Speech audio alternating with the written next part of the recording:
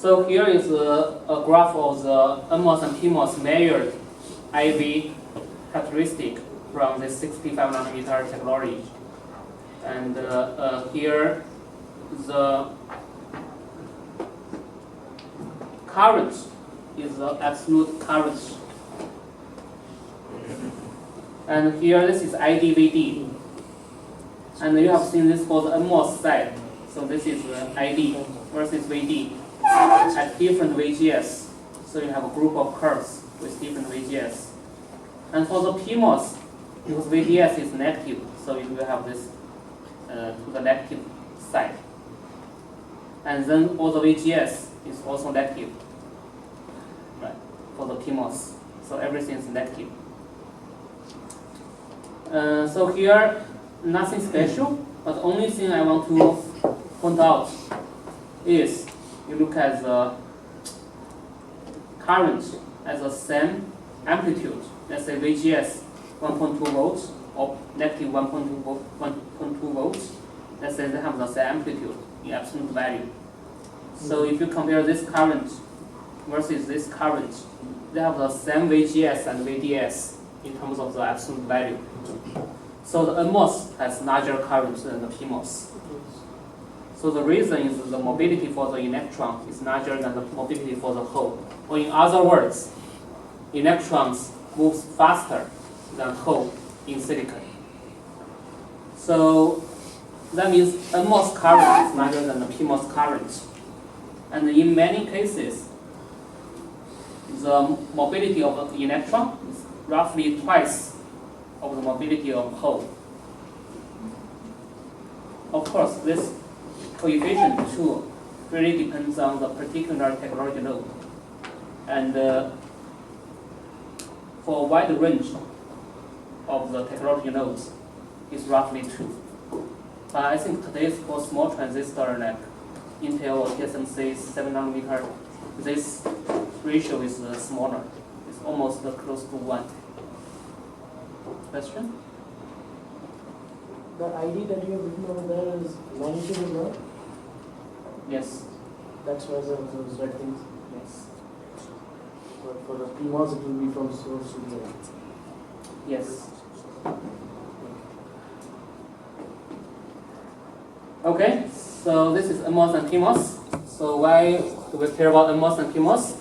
Because you want to put them at the same substrate on the same chip to become this CMOS technology. C here is complementary. That means it has both NMOS and PMOS on the same chip.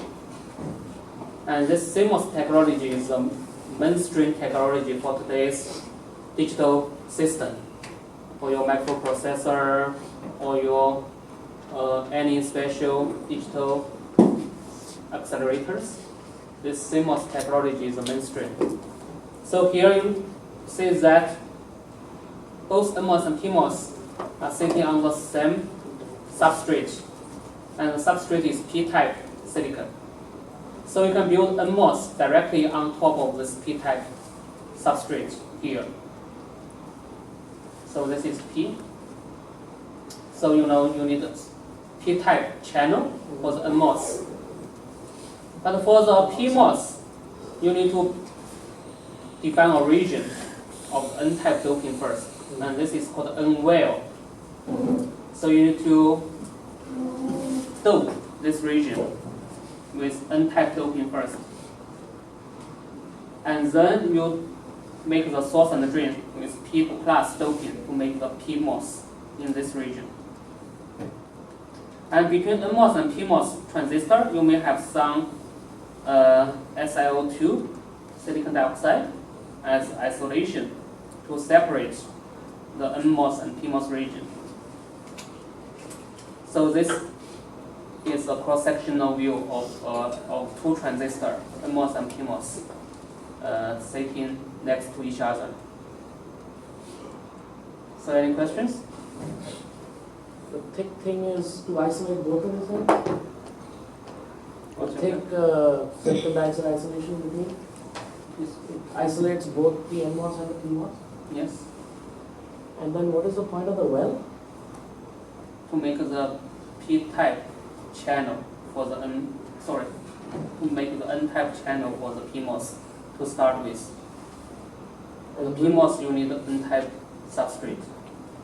And will a depletion region at the N and the P-type body, between the N-well and the P body, affect the thing any way? Yeah, so there is a PN junction here, Yes. but that is very deep, Very far. yeah, very far away, so it will not affect the transport of the channel, which is to the surface. And all the current here is to the surface, and all the PN junction, to the bottom side, will be either, let's say, equilibrium or reverse bias. You don't want any current flow here in the substrate. You only want the current flow between source and drain to the surface along the channel. What about the body connections? So here we didn't show the body connections, but later when we look at the next lecture, we will see that. Just hold your question. When we look at the CMOS inverter, we will show the body connections here. All right, so a few more words on the circuit symbols for the NMOS and PMOS. So here, I just draw a few symbols. In different literature or different textbook, you may see different kind of notation, but they are equivalent. For NMOS, so sometimes we can have this arrow in from the body to the gate. This is NMOS.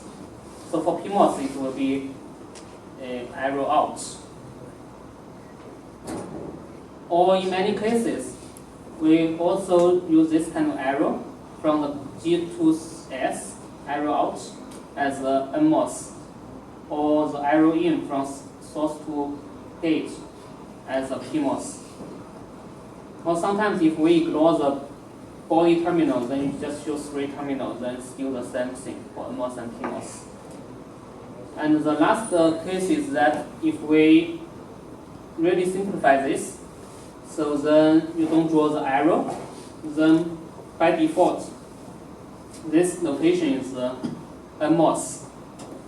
And for PMOS, then we have to add a circle to the gate. Because circle means inversion in the circuits. Because PMOS, everything is reversed. So then we add a circle to the gate, represent the PMOS. So you may find these different symbols in different literature, different textbook, or different papers. So those are equivalent. All right. So let's do another example to determine the operation regions for the NMOS and PMOS.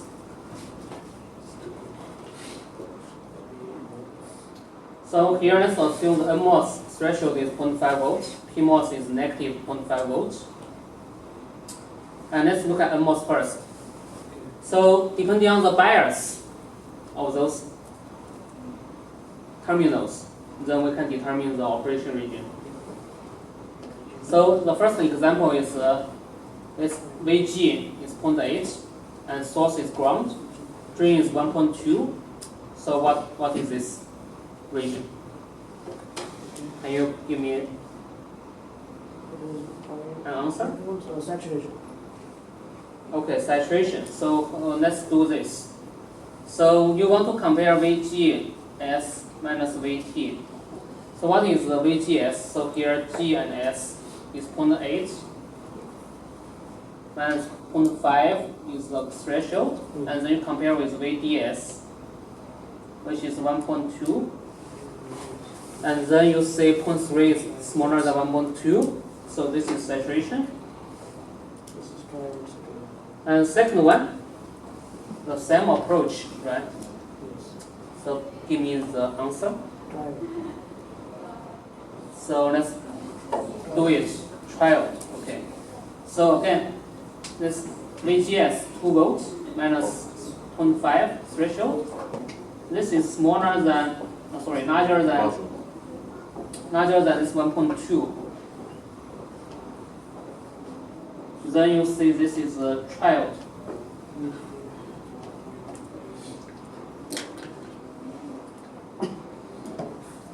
How about the third one?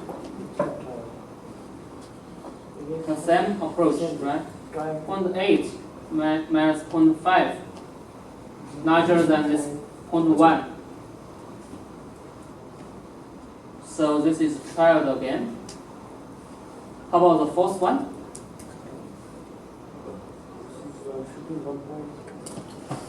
Any idea? Cutoff. Is that cutoff? Because source is at 1.2. That's weird, right? And VGS should be more than VT. Okay, so here let's do it. So here is weird because this notation is wrong. Okay, so this should be drain. This should be source. So why is this? Because the transistor MOSFET structure is symmetric, right? Source and drain are identical to each other actually, from the structure point of view. So it's not necessary the top is the drain, bottom is the source. So what matters is the voltage you apply. So for the NMOS, higher potential is the drain. Right, so for NMOS, higher potential is the drain. So then this becomes a drain, this becomes a source. Oh, yeah. Then VGS now becomes this one, not this one. So this VGS is 0.8, okay, minus 0.5. And then this becomes VDS, which is 1.2. So you still have the saturation for this one. Actually, if you look at the first one and the last one, they are exactly the same.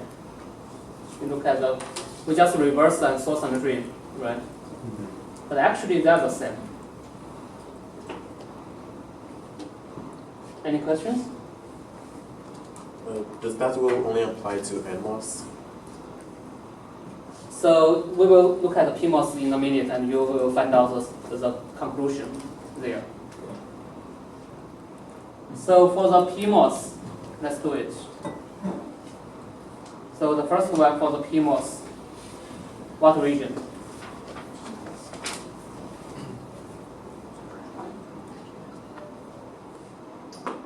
Any idea?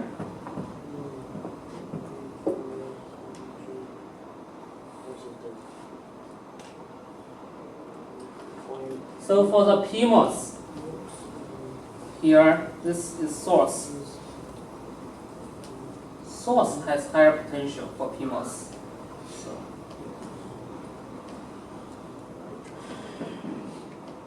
because everything is reversed.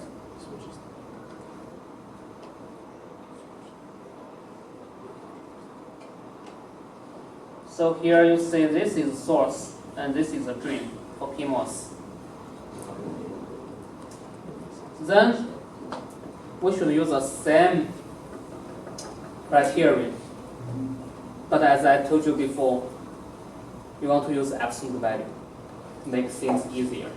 So that means we are going to look at what is the VGS minus the VT. You want to compare with VDS. Right? So what is VGS? This is your VGS. So it's 1.2 minus 2. So it's 0.8, negative 0.8. But here we only care about the absolute value. So you look at the difference. 2 and 1.2, which will give you 0.8. Right? Minus VTP. So you only care about the absolute value, so it's 0.5. And then VDS, you only care about the difference between those two. VDS is negative 1, but you only care about 1. So this VDS is 1.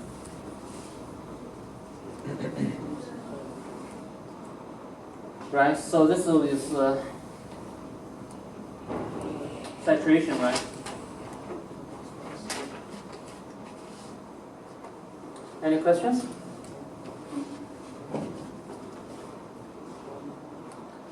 Okay, you can work on the second one for the PMOS. How about this one? What region?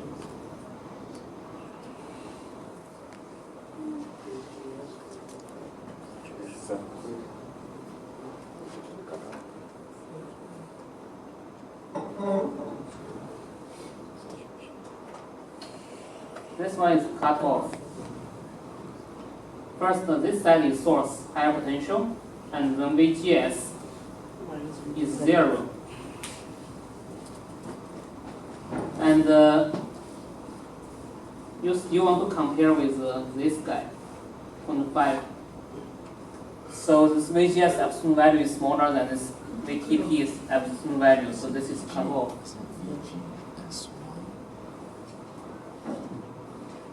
Third one.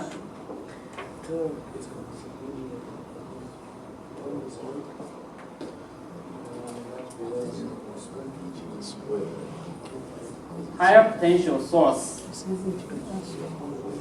VGS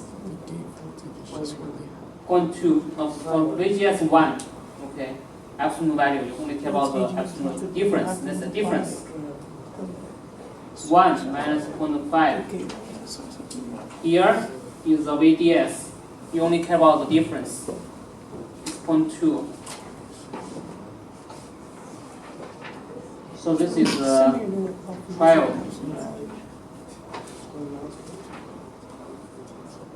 The last one?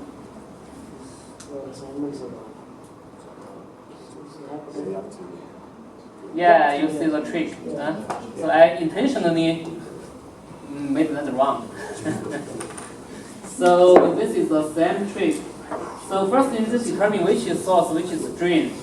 And for PMOS, we said higher potential is the source. So here is 2 volt is higher potential. So this is source. This is drain. This,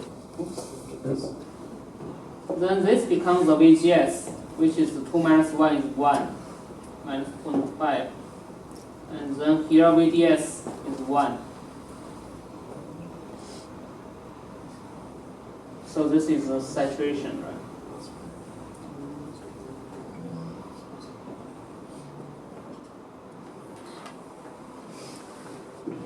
Any questions? Some practice, and you can do it one more time after class. Alright, so this is lecture 11.